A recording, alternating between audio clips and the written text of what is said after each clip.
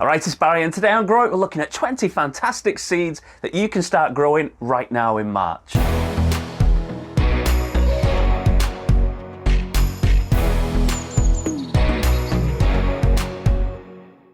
March is here and it's finally time to really get stuck in with your seed sowing, with so many seeds to start off growing now in time for the summer. There's loads of varieties to start this month, but do be warned, keep an eye out on those nighttime temperatures, and if you are susceptible to spring frosts, be careful with your seedlings and make sure to protect them from the cold with propagator lids, cloches, fleeces, or even a layer of bubble wrap. If you've got small plants in pots, you can also cut a 2 or 3 litre bottle in half to quickly make 2 mini propagator lids just to keep the frost off. The good news is that a lot of the seeds that you can start this month are generally fine to start in April too, so if you are worried about those low temperatures and frosts where you live, just wait a couple of weeks longer to start sowing. The best thing that you can do is check your seed packets for the best time to sow each variety and then just adjust them to your climate zone. You can find out loads of information about the climate and growing conditions where you live, including your estimated last frost date at plantmaps.com. I'll leave a link in the description for that, as it's a really handy tool for getting the most from your garden. I'll also make sure that you can find a link to all of these seeds just in case you fancy growing some of these for yourself. And before we get started, don't forget to subscribe to my channel for a new gardening video every Tuesday evening, and get your gardening weekend started with a new seed of the week video every Saturday morning.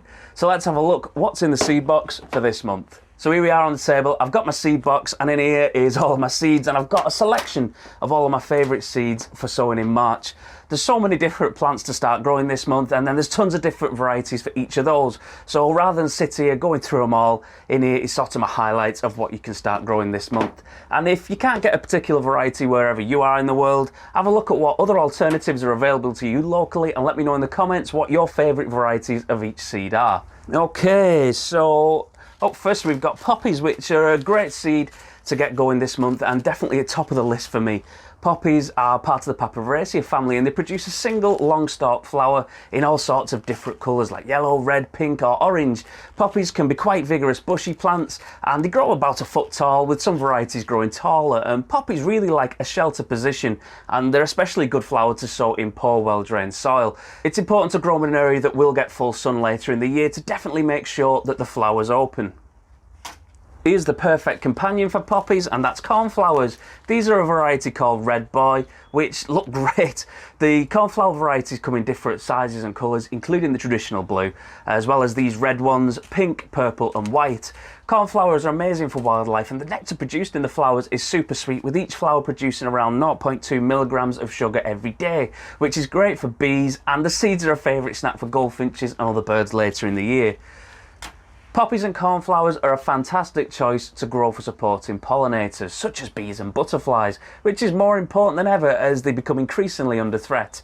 I like to add poppy and cornflower seeds to my DIY wildflower seed mix, which is good to sow towards the end of the month into early April. Here I've got California King poppies, Blue Boy cornflowers, which look great with the orange poppies.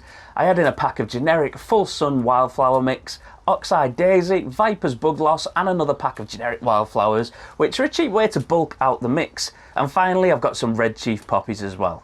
This is a really easy garden project that is also a good one to get the kids involved with. Get a tray or a container or some description like this one and empty your seeds in. Obviously tailor your ratios to suit how many of each plant you want and how much space you need to cover. But you can go nuts with them, and don't worry too much about using too many, as the birds will probably have off with a percentage of them anyway. Next, add some horticultural sand, which helps with the distribution when it comes to sowing, and it also helps to see where you've sown them.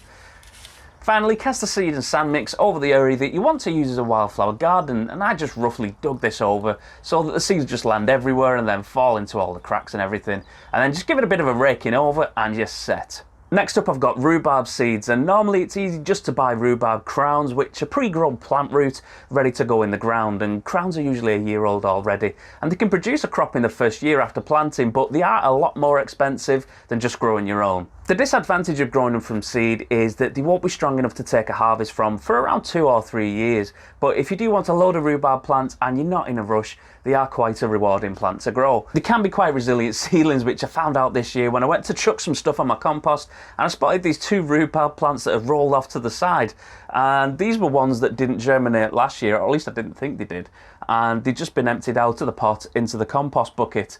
And now look at them, they're growing and they look absolutely brilliant. And I'm going to be planting these out this year and we'll see how they get on. And next up is one of my favourites, and that's beetroot. And I've got two varieties here this year, also called beets if you're over in America. And with these you can sow 3 seeds together and they'll keep those groups around 10 centimetres apart. And then if you're growing rows and rows of them, you can grow the rows 30 centimetres apart. You can start sowing these straight away in small batches every 2 weeks until July for continuous harvests throughout the summer and autumn. Choose bolt resistant varieties like these. I've got Bolt Hardy and Kestrel F1, and they're especially important if you're going to be growing some earlier varieties because they are more likely to bolt.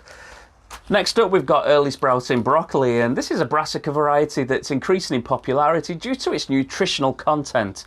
Sprouted broccoli can tolerate light shade, but it's important to keep the seedlings and plants netted to protect them from birds, as they're especially fond of the leaves and they will eat a lot if you're not careful. Sow these thinly around 1 centimetre deep in a seed tray, and you can get these sown indoors now or directly outside between April and June. Once your seedlings start to grow, transplant your young plants into the final growing position once the plants have around 5 or 6 true leaves, and it's best to bury the plant just up until under its first set of leaves, and that'll give you a really good strong plant. Early March is the perfect time to sow cabbages for summer harvesting and getting your sprouts in for Christmas. Cabbages and sprouts prefer sunny sites and firm soil. And to avoid disease, it's best not to grow cabbages, sprouts or broccoli in the same soil that you grew them in or any other type of brassica in within the last year. Cabbages and sprouts are best suited to growing in the open ground, but you could grow them in a large deep container or a raised bed. You can either sow your seeds directly into the soil outside wherever you want them to grow, or you can grow them in seed trays like this and then keep them indoors to transplant later. If you do want to grow them in trays, it's best to use modular trays like these with 1 or 2 seeds per square.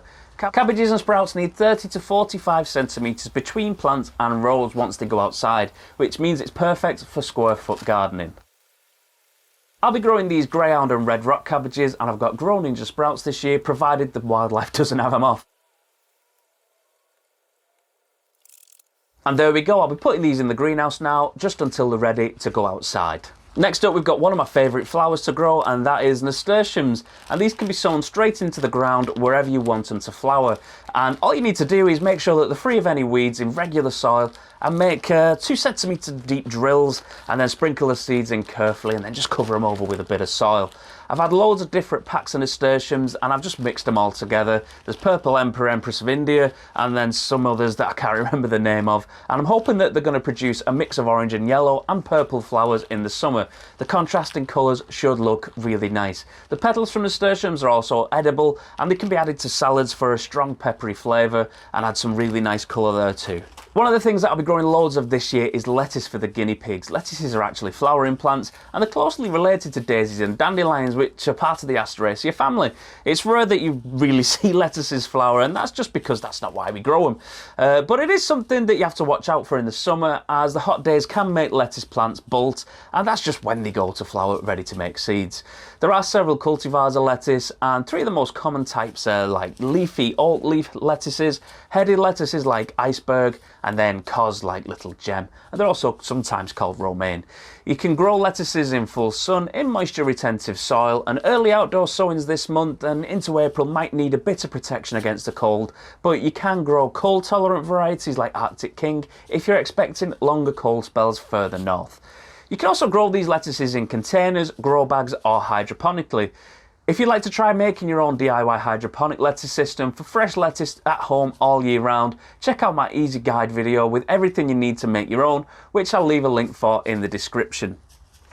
If you've got somewhere light and warm to start your seeds, one that really benefits from being sown now is tomatoes, and you can start them off this month, but it's really important that they are indoors and protected from the cold. It's a common beginner's mistake to get really excited and start the tomatoes too early, only to have them die or not germinate at all, and that's just because they're too cold, and generally speaking, sowing them a couple of weeks later doesn't have a huge impact on the productivity. But if you do have the warm conditions to start them, it is nice to get a head start and get them on the way, and that certainly isn't what we've got today. It's absolutely bucketing it down. Tomatoes are really easy to grow from seed indoors, and they're best sown from late March to early April if you plan to grow the plants outdoors, or if you're going to be growing your tomatoes in a heated greenhouse, you can start sowing them earlier from late February to mid-March.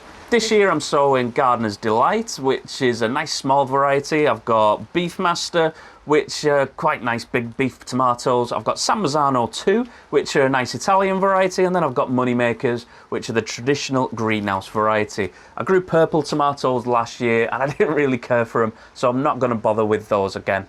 I've started a load of mine hydroponically in rock wool plugs in my grow tent, and they're ready for potting up now.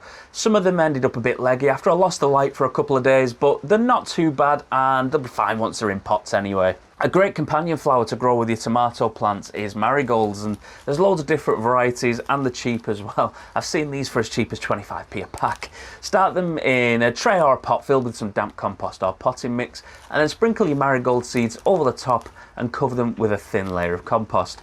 Cover your pot or your tray with a lid or a plastic cover and then just keep them in a warm place. Marigolds usually take 3 or 4 days to germinate, but sometimes they can take a little bit longer if they're a bit cold. Once the seedlings appear, remove the lid and then put the tray somewhere with plenty of light. Marigolds like a position with full sun and they grow well in dry soil. Spring onions are easy to grow vegetables with loads of different culinary uses, particularly in Asian recipes. It's great to start sowing them a couple at a time every week just to keep a regular supply growing throughout the summer and the autumn. Sow your spring onion seeds thinly 1 centimetre deep in rows 10 centimetres apart. Or you can try a bunching variety like Ishikura, like these, and for these you just need to sow around 7 seeds at a time into one of those small pots or a tub and then just leave them to grow. They won't need thinning out and you can just harvest them in a bunch when they're ready, just like the ones that you'd see in the shops. If you haven't started them already and you've got plenty of warm growing space such as a heated greenhouse or a propagator, you can start off your peppers and chilies this month. It's really important to keep your plants and seedlings warm though to make sure that they do grow well. And it's worth mentioning that peppers can take the time germinating and you do need consistent warm temperatures for them to successfully germinate. And I've started off some of my peppers and chilies this year in the tent in rock wool, which have all started to germinate and they are all doing well. I've got jalapenos, I've got Romano peppers, and then I've got a couple of varieties of California Wonder.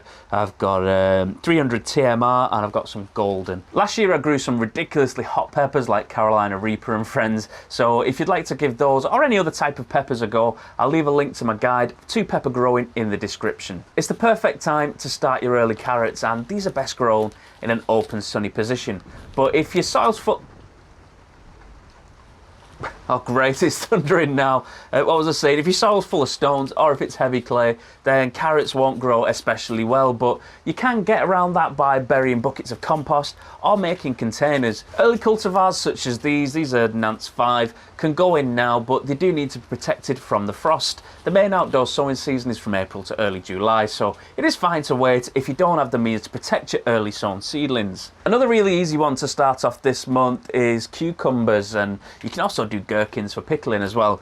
These are an especially good one to grow if you've got a greenhouse or a polytunnel or even just a conservatory, and if you're in a warmer climate you can also grow them outside later in the year after starting them off indoors.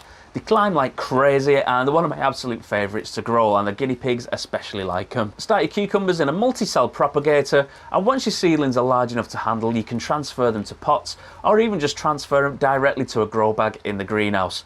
Make sure... oh, it's just dripped on my nose. Make sure that you give them plenty of support as they grow, and then in around 12 weeks you'll have a fantastic cucumber vine and hopefully flowers ready to grow fruit. Well, there we go. There's some really great seeds to get you out in the garden or the greenhouse when the weather improves a bit, and you can start sowing all of those this month, and hopefully you've got some great ideas for some fantastic plants that will be looking or tasting great over the next couple of months. And as always, don't forget to let me know in the comments if you plan on growing any of the seed varieties that I've mentioned today in your garden or your allotment, or if you're going to be starting off some other types of seeds that I haven't mentioned. See you next time.